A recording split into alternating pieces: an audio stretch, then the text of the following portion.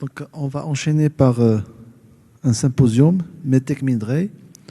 C'est le professeur Tadili qui va présenter les interactions cardio-pulmonaires, un atout ou un obstacle pour l'anesthésiste. Salam alaikum, bonjour à tous, merci pour votre présence à une heure aussi difficile. Mais je vous assure que ce sujet est tellement passionnant, c'est vraiment l'heure où il faut le traiter.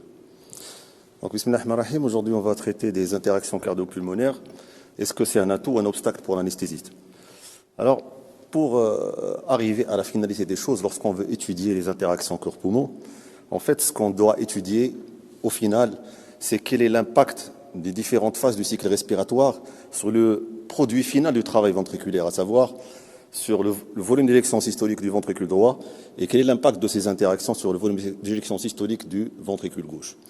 Et bien évidemment, les paramètres ou les déterminants principaux de ce volume d'éjection systolique, c'est la contractilité, et ça va être bien sûr la précharge, la post-charge, la précharge VG et la post-charge VG. Donc c'est ça un petit peu ce qu'on va essayer de voir durant cette présentation. À chaque fois qu'on va voir cette bonne dame qui est en train d'inspirer par le nez, ça veut dire qu'on est en train de parler de la ventilation en pression négative, comme ça a l'air ambiant. Donc en pression négative, le diaphragme va bien sûr s'abaisser. Ça va permettre de baisser la pression thoracique, ça négative la pression pleurale et ça crée un gradient pour le flux d'air entre l'extérieur et l'intérieur. Alors comment est-ce que est générée cette pression négative? Comment est-ce que la plèvre va négativer la pression? Eh bien, rappelons que la plèvre est composée de deux feuillets. On a un feuillet qui est accolé à la cage thoracique, et qui est le feuillet, la plèvre pariétale, et puis la plèvre qui est collée au poumon, c'est la plèvre viscérale. Et sur ces deux feuillets va s'appliquer des forces opposées. On a sur le feuillet viscéral, on a une force de rétraction qui va s'appliquer, puisque la position de repos du poumon, c'est d'être rétracté. C'est ce qui se passe le jour de l'Eid, lorsqu'on sort le poumon du mouton, eh bien, il est rétracté. C'est exactement ce qui va se passer par rapport à la plèvre viscérale. Par contre, pour la plèvre pariétale, il va s'appliquer sur elle une tendance à l'expansion, puisque la position de repos de la cage thoracique, c'est plutôt de s'expandre. Et lorsque le diaphragme va s'abaisser pour l'inspiration en ventilation spontanée, eh bien, ces forces vont se majorer. Et si vous voyez la courbe que vous avez à droite, la courbe de l'évolution des pressions en fonction entre le début et la fin de l'inspiration, au début de l'inspiration, on démarre de moins 5 cm d'eau, et en toute fin d'inspiration, on arrive jusqu'à moins 8 cm d'eau. Et en cas de détresse respiratoire, ça peut atteindre les moins 10 à moins 12 cm d'eau. Tout ça pour vous dire que ça constitue vraiment une force aspirative considérable, non seulement pour le flux d'air, mais aussi pour le retour veineux. Et en rappelant que la pression motrice du retour veineux, c'est la pression au niveau du réservoir veineux, qui va dépendre du tonus vasculaire et du contenu du réservoir veineux, moins la pression de l'oreillette droite.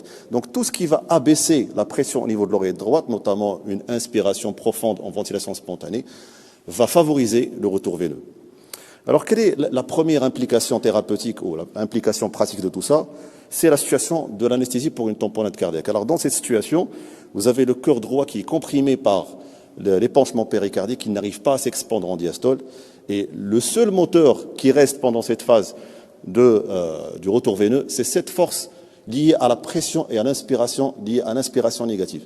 C'est ce qui va entraîner une négativation de la pression thoracique et c'est ce qui va aspirer le sang des veines. Donc, s'il y a un message à retenir en matière d'induction, d'anesthésie des tamponnades, il faut absolument maintenir cette ventilation spontanée et éviter l'insufflation pour garder ce retour veineux jusqu'à ouverture du péricarde. Et à ce moment-là, on pourra compléter l'anesthésie. Maintenant, on va parler des implications en matière de ventilation en pression positive. Et à chaque fois qu'on va voir cette petite tête d'intubation avec une sonde d'intubation, ça voudra dire qu'on est en train de parler de la ventilation en pression positive. Donc nous allons commencer par les effets de la ventilation en pression positive sur le cœur droit. Et on commence bien évidemment par les effets sur la précharge ventriculaire droite. Alors on a schématisé ici le cœur droit avec l'oreillette droite, le ventricule droit, l'artère pulmonaire et quelques capillaires pulmonaires. Nous avons schématisé ici une alvéole. Donc pendant l'insufflation, c'est bien sûr, qu'est-ce qu'on va avoir? On va avoir une augmentation de la pression intrathoracique, bien, vous avez remarqué que la pression au niveau de la plèvre est positive, puisque cette insufflation de pression positive ou cette genèse de pression positive va être transmise au niveau de la plèvre. Donc la pression intrathoracique augmente, c'est transmis au niveau de l'oreillette droite, la pression au niveau de l'oreillette droite va augmenter, et ce qui va constituer, donc selon la formule qu'on a vue, ça va créer un obstacle au retour veineux. Et donc le message ici, c'est que l'insufflation en pression positive diminue la précharge du ventricule droit. Qu'en est-il de la post-charge du ventricule droit? Même chose, lorsqu'on insuffle, l'alvéole va ici écraser les capillaires périalvéolaires, ça va augmenter les résistances au niveau de l'artère pulmonaire, ça augmente donc la post-charge du VD, et donc ça va abaisser le volume d'éjection systolique du VD. Donc le message par rapport à la post-charge, c'est que la ventilation pression positive augmente la post-charge du VD. Implication thérapeutique par rapport à tout ce qu'on vient de voir, c'est l'induction anesthésique au cours des états de choc. Alors, dans ces états de choc-là, en particulier, surtout le choc hypovolimique, le choc vasoplégique et toute défaillance ventriculaire droite, qu'elle soit liée à une défaillance primitive du cœur droit, par exemple par un syndrome coronarien droit, ou bien tout ce qui est choc obstructif, embolie pulmonaire, tamponnade péricardique ou gazeuse, il y a un très gros risque de collapsus à l'induction. Donc, qu'est-ce qu'il faut faire? Il faut aider le retour veineux et le ventricule droit en faisant un remplissage systématique et en donnant du vasopresseur avant l'induction anesthésique. Il faut faire aussi attention à la position de l'induction. Des fois, on est obligé de mettre une position demi-assise pour les traumas crâniens, par exemple, ou pour les tamponnades. Il ne faut jamais dépasser 30 degrés. Lorsqu'on dépasse 30 degrés, à 45 degrés, ça a été prouvé, la pression intra-abdominale va augmenter et il y a un gros risque d'écrasement chez les malades très hypovolymiques de la veine cave à son entrée au niveau, avant son entrée au niveau du thorax. Et donc, ça peut favoriser le collapsus. Si on n'est pas obligé de faire une position demi-assise, si on n'a pas de trauma crânien associé ou pas de tamponnade, on peut bien sûr faire une position de grippe dorsale. Ça soulage la pression abdominale. Maintenant, chez les malades très très obèses, un obèse qui est en occlusion, qui est hypovolymique, on peut faire cette variante qu'on appelle l'anti-Trendelenburg, avec des pieds un petit peu soulagés, comme ça soulage la pression abdominale. Autre impératif ou autre application anesthésique pratique, c'est ce qu'on appelle communément le collapsus de ventilation. Ça se voit principalement dans tout ce qui est induction anesthésique pour les détresses respiratoires obstructives hypercapniques, savoir l'asthme aigu grave et les décompensations de BPCO. Alors, si on veut discuter de la physiopathologie de ce collapsus de ventilation, on peut dire que globalement, en plus du piégeage et de l'autopep généré par le bronchospasme lui-même, ça va être principalement, ici, vous avez remarqué que la coupole diaphragmatique est très très abaissée. Et quand on parle de coupole diaphragmatique très abaissée, lorsque le malade n'est pas encore intubé, ça veut dire que le diaphragme n'a pas une course assez importante, il va générer moins de pression négative et donc moins de force de retour veineux. Donc, comment est-ce que c'est généré ce collapsus de ventilation? En fait, on a accusé la ventilation ici à tort. Je dirais que c'est l'association d'un certain nombre de trous de fromage. C'est la théorie de Murphy. C'est comme ce qu'on voit dans les accidents de l'aéronautique. En fait, voici les tranches de fromage qui vont s'aligner. On a tout d'abord un mauvais réglage du respirateur avec des volumes courants très élevés dès l'intubation avec des PEP élevés. Ce qui va augmenter la pression de l'oreille droite, donc on l'a compris, ça va abaisser le retour veineux. Autre élément important à prendre en considération, c'est que ces collapsus, à leur phase finale, entraînent ces bronchospasmes, à leur phase finale, entraînent des hypercapnies. L'hypercapnie entraîne une stimulation sympathique et en systémique, elle entraîne une vasoconstriction. Si on vient et on corrige rapidement cette hypercapnie, qu'est-ce qui va se passer? On enlève la stimulation sympathique, ça va entraîner une vasodilatation. Cette vasodilatation va être aussi aggravée par un mauvais choix des drogues anesthésiques, par le propofol par exemple. Et bien sûr, tout ça va être aggravé au moment où on arrivera au stade d'hyperinflation dynamique et que les résistances au niveau de l'artère pulmonaire vont être tellement grandes qu'on va commencer à fabriquer du septum paradoxal. Et puis l'hypovolémie n'arrange pas les choses. L'hypovolémie avec l'insufflation et la position opératoire, ça augmente la pression intra-abdominale avec risque de collapsus de la veine cave abdominale. Et bien sûr, dans ces pathologies-là, on a une sorte de tamponnade gazeuse. On a bien dit que dans les tamponnades, qu'elles soient gazeuses ou péricardiques, il faut intuber les malades en position assise. Si on les met en position décubitus dorsal strict, qu'est-ce qui se passe? Les viscères vont monter, on va augmenter la pression intrathoracique, ce qui va aggraver le retour veineux. Donc on a bien compris que ces c'est pas un collapsus lié à la ventilation, c'est un collapsus lié à la non-considération de tous ces paramètres. Donc, qu'est-ce qu'il faut faire? Il faut, bien sûr, position demi-assise, remplissage énoradré avant, privilégier la kétamine, à défaut l'étomidate, sinon il faut titrer avec ce qu'on peut, et bien sûr, des bons réglages du respirateur avec une baisse du volume courant, une PEP nulle si on peut, et allonger le temps expiratoire. Donc si on veut répondre à la première partie de la question, est-ce que la ventilation pression positive constitue un obstacle ou un atout pour le ventricule droit, on peut dire que jusqu'à présent, on a vu que c'est plutôt un obstacle pour un ventricule droit défaillant. Pourquoi? Parce qu'elle augmente la post-charge et elle abaisse la précharge du ventricule droit. Et donc il faut faire attention à ces différentes situations dont on vient de parler. Maintenant, on va aller étudier ce qui se passe et quels sont les impacts de la ventilation pression positive sur le cœur gauche. En commençant par la post-charge. On a ici Notre-Dame qui respire par le nez. Ça veut dire qu'on est en train de discuter de tout ce qui est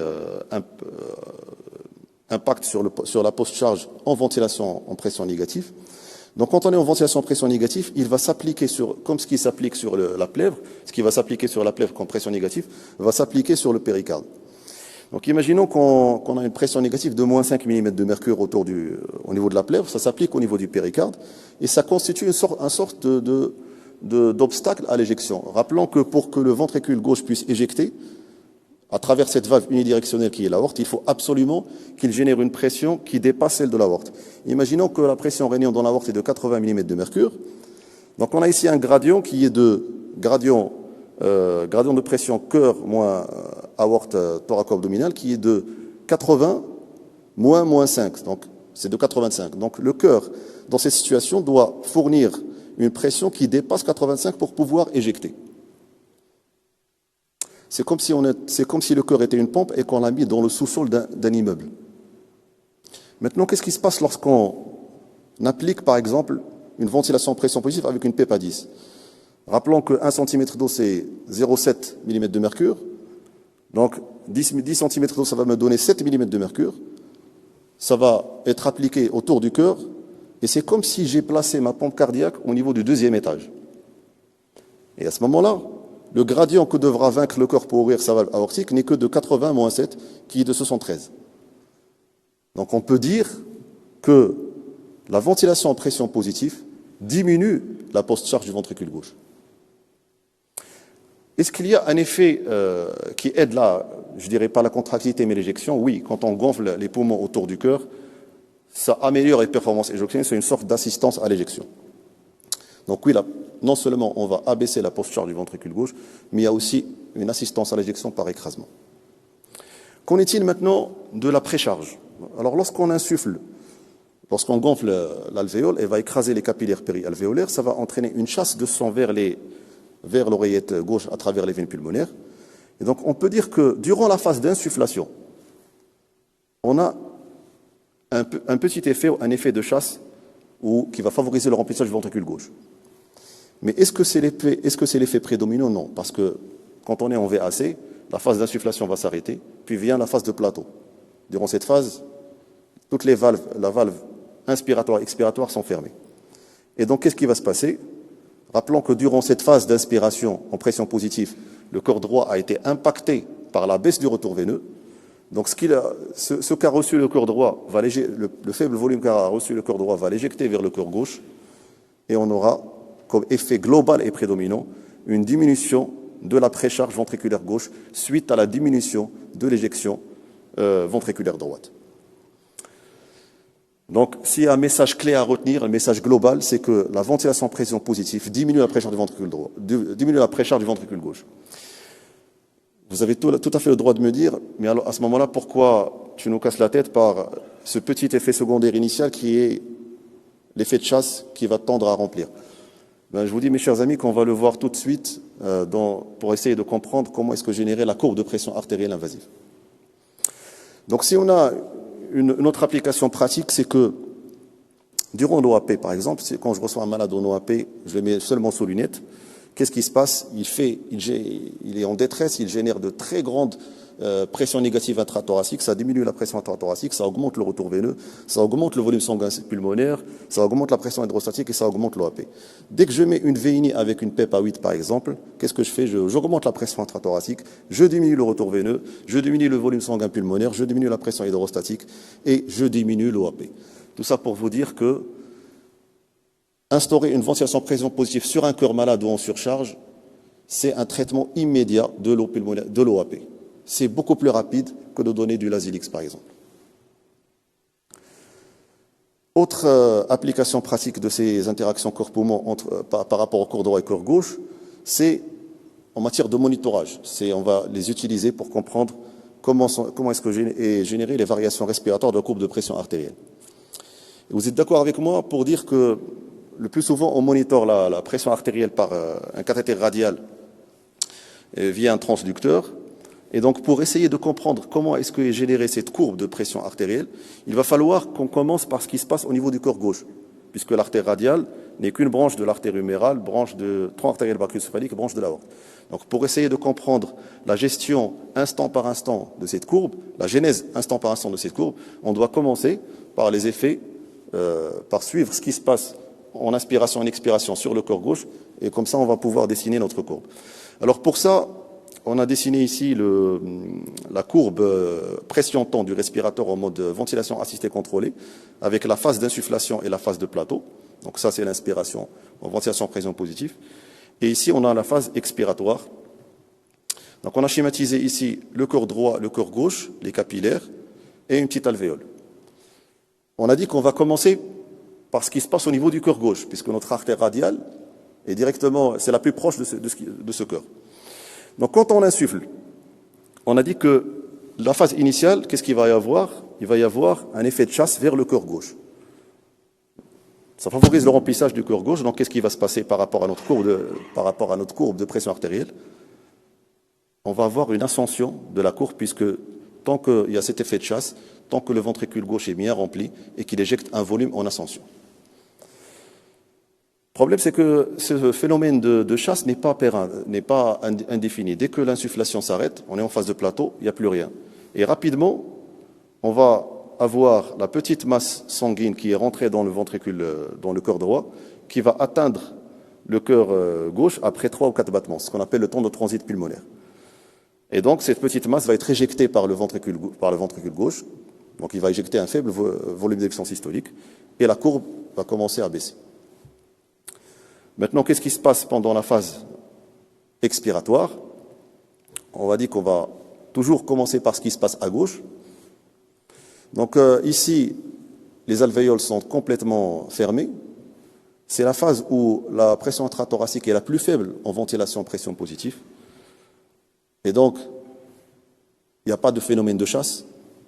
Le ventricule droit ne s'est pas encore rempli. Enfin, le ventricule gauche n'a pas encore reçu ce qu'a éjecté le ventricule droit.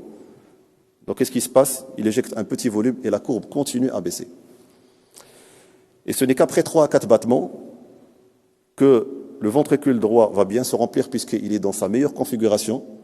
Dans la phase expiratoire, la pression thoracique est le plus faible. Donc, il y a le meilleur retour veineux possible pour les cavités droites. Donc, il va se remplir avec un plus gros volume qui va être éjecté au niveau du cœur gauche. Le cœur gauche va le recevoir, il va l'éjecter, et on va commencer à avoir une réascension de la courbe de pression artérielle. Donc, si vous voulez, c'est comme ça qu'on peut expliquer, grosso modo, comment est-ce que sont générées ces variations de la courbe de pression artérielle. Et donc, ça, si maintenant on débranche le malade complètement, qu'est-ce qui se passe? Eh bien, on annule ces interactions corps-poumon et vous remarquez que toutes les systoliques et les diastoliques vont s'égaliser. Et on obtient bien évidemment ce qu'on appelle une ligne de référence qui va nous permettre de déterminer un certain nombre de paramètres. Alors, parmi les dérivés de cette courbe, en plus des systoliques et des diastoliques, on a ce qu'on appelle cette différence entre systolique et diastolique. C'est bien sûr la pression pulsée. Et la machine ou notre scope va déterminer la pression pulsée maximale et va déterminer la pression pulsée minimale. Et à partir de là, et à partir d'une formule, heureusement, on n'a pas à la calculer. La machine va la calculer automatiquement et elle va nous donner les variations respiratoires de la pression pulsée. Bien sûr, ça, c'est les anciens indices. On va en parler tout à l'heure s'il nous reste un peu de temps. Alors, quel est l'intérêt de tout ça? C'est des situations comme ça où il est impossible de réaliser une évaluation hémodynamique par l'échographie. Vous voyez que là, on a de l'emphysème sous-cutané du pneumothorax. Alors le principe est simple, c'est que si j'ai une grande variation de la courbe de pression artérielle, je peux dire que mon malade est situé dans la zone de précharge dépendance. Et si j'ai pas de variation de la courbe de pression artérielle, on peut dire que le malade est situé dans la zone de précharge non indépendance ou qui ne va pas répondre au remplissage. Alors le seuil qui a été défini, le seuil classique, c'est le malade va être répondeur si le delta pp ou la variation de pression pulsée est supérieure à 13%. Le problème, c'est que ce delta pp a beaucoup d'obstacles pour son utilisation. Il ne peut pas être utilisé lorsqu'on est arythmique, il ne peut pas être utilisé lorsqu'on a une défaillance du cœur droit, il ne peut pas être utilisé lorsqu'on a un thorax ouvert, il ne peut pas être utilisé si mon malade déclenche. Il ne peut pas être utilisé avec un volume courant à moins de 2 minutes par kilo, ce qui est pratiquement le cas de la plupart des malades, puisqu'on est en train de les ventiler en protectrice. Et il ne peut pas être utilisé dans le cas des compliances respiratoires basses, comme dans l'SDRA. Alors, c'est quoi la solution? Eh bien, c'est d'utiliser des manœuvres respiratoires, ce qu'on appelle tester la précharge dépendance en faisant varier la pression intrathoracique grâce à des manœuvres respiratoires, en utilisant le respirateur. Alors, l'une des manœuvres les plus connues, c'est ce qu'on appelle l'épreuve de pause expiratoire. On fait une pause de 15 secondes et on va lire ce qui se passe au niveau du débit cardiaque. Vous voyez que pendant la pause, la pression thoracique est très basse, le débit cardiaque est en train d'augmenter. Et si on a une augmentation de débit cardiaque supérieure à 5%, on peut dire que le malade va répondre au remplissage. Et donc là, ça a été étudié par l'équipe de Xavier Monnet et ça a montré un très très bon seuil de sensibilité et spécificité lorsqu'on utilise soit le débit cardiaque, soit la pression pulsée. Maintenant, est-ce qu'on peut utiliser le delta pp affiché sur le scope pour cette manœuvre? Eh bien, ça a été étudié dans cet article. Ils ont trouvé que la sensibilité et spécificité du delta pp pour cette manœuvre est faible, aux alentours de 60-65%. Alors, que faire? J'ai pas le monitorage de l'index cardiaque, j'ai pas le PICO, je n'ai que la ligne artérielle, le delta pp. Qu'est-ce que je fais? Eh bien, il y a cette très belle astuce qui utilise le delta pp. C'est ce qu'on appelle le Tidal Volume Challenge. Alors actuellement, tous les malades sont ventilés à 6 minutes par kilo.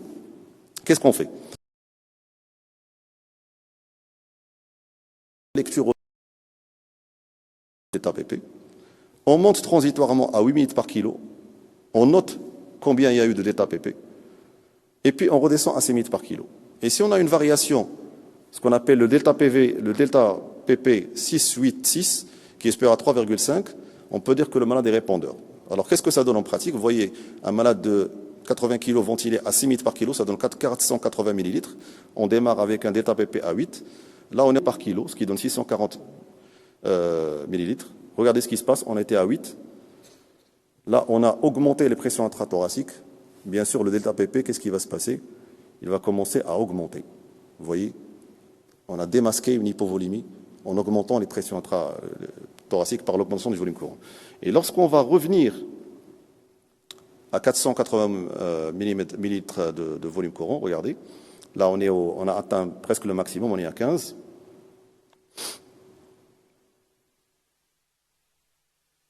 Et pour ne pas trop tarder, quand on va rebaisser, on va avoir une rebaisse de delta pp, et ce qui montre que cette épreuve de Tidal Volume Challenge est positive. Alors, l'utilisation de ces manœuvres a été largement recommandée par la Task Force en matière de monitorage hémodynamique. Ils disent qu'on recommande d'utiliser ces indices dynamiques plutôt que d'utiliser les indices statiques. Dernière implication pratique, je dirais l'SDRA. Donc, quand on a des lésions pareilles, on a tendance à vouloir faire des manœuvres de recrutement. L'une des plus connues, c'est montée par palier de PEP. Donc c'est ce qu'on a essayé de faire pour un malade en faisant attention à la pression de plateau, à la dynamic pressure et à la tolérance hémodynamique. C'est ce qui est recommandé. Alors voilà, on a commencé par un volume courant à 500 PEP à 5. Alors on a tout fait pour garder un plateau à 30, donc on a baissé le volume courant et on a commencé à augmenter les PEP jusqu'à arriver à ça. Donc la pression de plateau n'a pas augmenté, elle est restée à 30, la dynamic pressure a été respectée et malgré ça, on a eu une aggravation hémodynamique avec l'essai d'augmenter les drogues. Comment ça se fait? On n'a rien changé, on n'a pas changé la pression intrathoracique, et quand même le malade est en train de nous faire un état de choc. Alors comment est-ce qu'on peut expliquer tout ça? Eh bien, ça s'explique par la particularité de la vascularisation pulmonaire et sa réponse à la PEP. En fait, la courbe des résistances vasculaires pulmonaires en fonction du degré du volume pulmonaire, elle est comme ça. Donc, on a des résistances qui sont les plus faibles au niveau de la CRF, la position de repos. Elles sont maximales lorsque le poumon est très gonflé, et elles sont minimales lorsque le poumon est très très fermé. Alors cela s'explique par la particularité de la vasculation pulmonaire. On a deux types de vaisseaux pulmonaires, ou deux types de vaisseaux alvéolaires. En rouge, vous avez les vaisseaux intra-alvéolaires, qui sont majoritaires. Et en bleu, vous avez les vaisseaux extra-alvéolaires ou interstitiels qui cheminent dans les septa. Et ils se comportent différemment en fonction de l'état de gonflage du poumon. Si par exemple je gonfle l'alvéole, qu'est-ce qui va se passer? Je vais écraser les capillaires intra-alvéolaires, ce qui explique cette augmentation des résistances vasculaires pulmonaires. Par contre, lorsque je gonfle le poumon, les septa vont se dilater et j'aurai moins de compression sur les septa extra-alvéolaires, sur les vaisseaux extra-alvéolaires. Mais comme ils sont peu nombreux, ils n'arrivent pas à amortir cette augmentation de résistance vasculaire pulmonaire. Bien sûr, c'est l'inverse qui va se passer lorsque le poumon est très dégonflé. Les septa vont se fermer, ils vont écraser les vaisseaux extra-alvéolaires, mais ils vont ouvrir les vaisseaux intra-alvéolaires. Mais qu'est-ce qui explique cette augmentation de résistance quand même? C'est que lorsqu'on ferme le poumon, on crée de l'hypoxie. Et il y a un autre phénomène qui va aggraver les résistances ici, c'est la vasoconstriction pulmonaire hypoxique qui explique cet effet. Et c'est très probablement ça qui s'est passé par rapport à notre malade. Et probablement que aussi chez notre malade, lorsqu'on gonfle, lorsqu'on entraîne une augmentation très importante de résistance vasculaire pulmonaire, probablement qu'on a aussi induit un cœur droit aigu avec un septum paradoxal.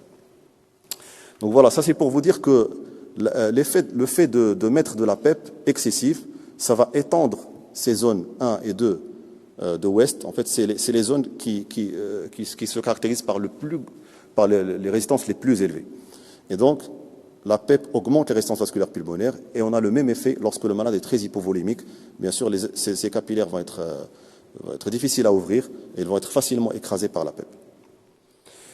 Bon, on peut dire que un petit coup d'œil pour les indices old school qu'on appelle delta up et delta down, très rapidement. Ici, on a bien sûr devant nous un cœur qui se contracte très très mal. Quels sont ces indices old school? Eh bien, c'est des indices qui évaluent les variations de la pression systolique par rapport à la ligne de base. Ici, on a la systolique la plus élevée par rapport à la ligne de base qui va être appelée delta up, et la systolique la plus faible par rapport à la ligne de base. Quand je dis la ligne de base, la ligne de référence, c'est lorsque j'ai débranché le malade. Ça, c'est le delta down. Alors, quand est-ce que j'ai la composante delta up? C'est à chaque fois que je vais avoir un cœur comme ça qui se contracte très très mal et que je vais le brancher en ventilation pression positive. Regardez. Je branche mon malade qui est à l'OAP sur un cœur qui fonctionne mal, je le mets en ventilation pression positive, il ne me génère que des delta up. Qu'est-ce que ça veut dire? Il est en train de me dire que lorsque tu me branches au respirateur, je te donne un meilleur volume d'éjection systolique. Ça veut dire que ce cœur gauche a bénéficié de l'effet de l'assistance à l'éjection, qu'il a bénéficié de la baisse de la post-charge et qu'il a bénéficié de la baisse de la pré-charge. Maintenant, qu'en est-il lorsque j'ai une composante d'état down prédominante? C'est le cas où le cœur fonctionne bien, mais qu'il est très très vite. Ça traduit la partie hypovolémique. Alors, entre old school et ce qui est récent, donc maintenant on a de la science-fiction au lit du malade. Donc on peut avoir monitorage de l'eau pulmonaire extravasculaire en continu, on peut avoir la corrélation entre les pressions d'insufflation et tout ce qui est débit cardiaque, j'en passe. Donc pour finir, je dirais que devant une hypovolémie évidente, bien évidemment, choc hémorragique à la phase initiale, tout ça, on a besoin d'aucun monitorage, on va remplir. Sinon, on va tester la précharge dépendance. Si j'ai tous les critères d'éligibilité du delta PP, je peux l'utiliser. Je peux utiliser aussi un minifluid challenge, je peux utiliser aussi le passif légrésine pour évaluer les précharges dépendance, je peux utiliser aussi l'épreuve d'occlusion téléexpiratoire. Et le tidal volume challenge. Si je n'ai une seule de ces conditions n'est pas respectée, je ne peux utiliser que le minifluid challenge ou le passif légrésine ou l'épreuve d'occlusion téléexpiratoire. Et pour répondre à la question, est-ce que les interactions poumon constituent un obstacle ou un bénéfice, on dira que la ventilation pression positive constitue un obstacle pour le ventricule droit parce qu'elle augmente la post-charge et la pré-charge. Il faut faire attention aux situations où on a une tamponnade, un asthme aigu grave, une hypovolémie ou un SDRA ou une HTAP, et que les interactions corps-poumon constituent plutôt un bénéfice pour le cœur gauche puisqu'ils entraînent une assistance à son éjection, ils baissent sa post-charge, ils diminuent sa pré-charge Et c'est très bénéfique en cas d'OAP cardiogénique ou en cas d'OAP de sevrage. Et je vous remercie.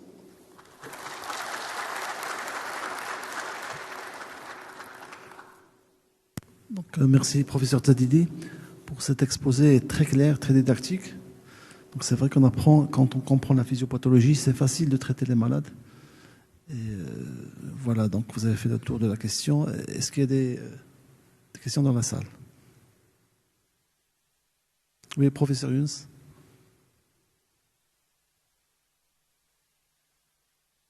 Merci, professeur Tadili, pour l'exposé très intéressant. Ma question pour les épreuves qui démasquent l'hypovolémie, est-ce que sont valables chez les patients de réanimation sous forte dose de noradrénaline? Première réflexion. Ma deuxième, tamponnade, vous êtes pour le remplissage ou contre le remplissage? Parce que quand même, il y a une notion physiopathologique non décrite. Merci beaucoup pour la question. Alors, pour la première question, ces épreuves ont été décrites et été validées chez des malades qui sont sous vasopresseur. Donc là, il n'y a aucun doute. Il y a plusieurs études qui ont validé sur des malades en état de choc, qui soient en choc septique, principalement en choc septique. Alors, par rapport à la tamponnade, je vous remercie pour cette question. Alors oui, quand on est en tamponnade, qu'est-ce qui se passe? On a la paroi libre du ventricule droit qui est complètement écrasée. Et pendant la phase d'inspiration, c'est la seule phase où il doit se remplir, la seule possibilité d'expansion, c'est vers le ventricule gauche. Donc il crée un septum paradoxal. Ce septum paradoxal est maximal pendant la phase d'inspiration, puisque c'est là où il y a le maximum de remplissage. Ça, on est d'accord. Et bien évidemment, si on entraîne un surremplissage, bien évidemment, on risque d'aggraver encore plus ce septum paradoxal. Ça, c'est indiscutable. Mais attention à ne pas véhiculer de mauvais messages. Si, par exemple, chez ce même malade, je mets une PVC, elle va être bien évidemment super élevée. Mais est-ce qu'elle est élevée? Est-ce qu'elle sera élevée parce que mon malade est hypovolémique? Absolument non. Est-ce que mon malade court un risque de désamorçage à l'induction? Oui, un gros risque. Alors, la recommandation, c'est qu'il faut quand même remplir ces malades. Il faut quand même les remplir. Et on est en faisant attention à mes paramètres, à la position de mes assises, et ne pas aggraver la situation par tout ce qu'on a vu tout à l'heure. La position, il ne faut surtout pas les mettre en déguste dorsale stricte. Ça va la pression intrathoracique. Et on a vu par ailleurs.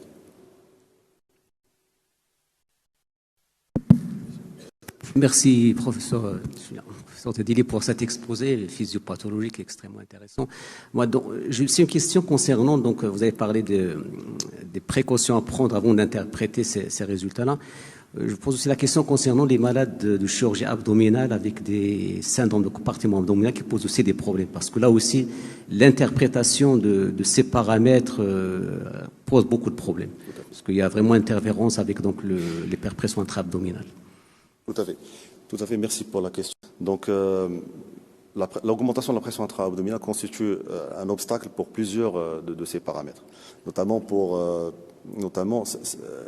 en écrasant le diaphragme, ça va entraîner ça va tout simplement abaisser la compliance pulmonaire. C'est une cause de baisse de la compliance extrathoracique. Et comme on l'a bien vu, parmi les limites de l'état PP, c'est des compliances respiratoires, du système respiratoire qui sont inférieures à 30. Et donc oui, ça constitue un obstacle déjà à l'utilisation d'état PP. Et ça peut constituer aussi un obstacle à l'utilisation du PICO et des autres épreuves de manœuvre respiratoire. Donc, juste une petite remarque. C'est vrai que l'application des indices de présage de dépendance, notamment le d'état PP, on a du mal à les appliquer maintenant puisqu'on ne ventile pas comme avant. Mais quand même, il ne faut pas exclure leurs valeurs négatives. C'est-à-dire, si j'ai un delta PP qui est supérieur à 13% avec une ventilation de 6 ml kg, la valeur reste prédictive d'une hypovolémie. Donc finalement, il ne faut pas avoir tous ces critères pour que ça soit valide. Il y a aussi des situations où on peut conclure à une hypovolémie. Oui, tout à fait, cher Adnan. Effectivement, le problème avec l'état PP, c'est qu'il n'est pas contre-indiqué. Lorsqu'on a, par exemple, une baisse de la compliance ou un faible volume courant. C'est juste que la zone grise est très importante. C'est juste ça. Mais bien sûr, lorsque à faible volume courant, j'ai déjà un delta PP qui est très élevé, ça témoigne déjà d'une hypovolémie. Et donc voilà. Je pense que...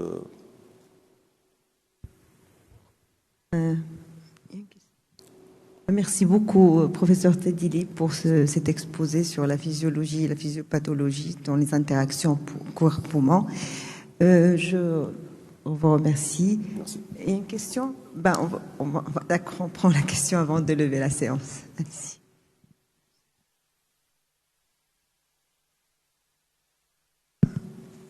Merci Jawad pour ton exposé, c'est toujours un plaisir de voir tes diapos. J'ai une petite question. Enfin, au tout début de la ventilation, vraiment au tout début, et il y avait ce qu'on appelle le airlung, le poumon en acier. Je sais qu'actuellement, il y a des études physiologiques, physiopathologiques, qui sont en train de réfléchir, est-ce que c'est toujours... on peut l'utiliser. Juste pour un rappel, le airlung, c'est une respiration artificielle, mais à pression négative, pas en positif. Et dans ton exposé, tu as montré que la pression positive, dans quelques cas, elle est pas bien pour le malade. Donc, est-ce que tu as une idée par rapport à cela? Est-ce que ça a toujours sa place et est-ce que ça avance dans ce sens? Merci. Alors, par rapport à l'aérolung, je n'ai aucune idée. J'ai jamais vu. Mais tout ce que je peux te dire, c'est ce qu'on a vu tout à l'heure. C'est que la ventilation en pression positive, comme je t'ai dit, est bénéfique lorsque j'ai qu'un cœur gauche qui est congestif. N'est-ce pas? Elle va baisser sa précharge, baisser sa post-charge et l'aider à l'éjection. Et bien sûr, elle peut être très délétère si on a par exemple de l'HTAP sur un SDRA. Donc voilà, il faut à chaque fois évaluer le malade, évaluer le cœur droit, le cœur gauche, et tenir compte de l'état clinique du malade.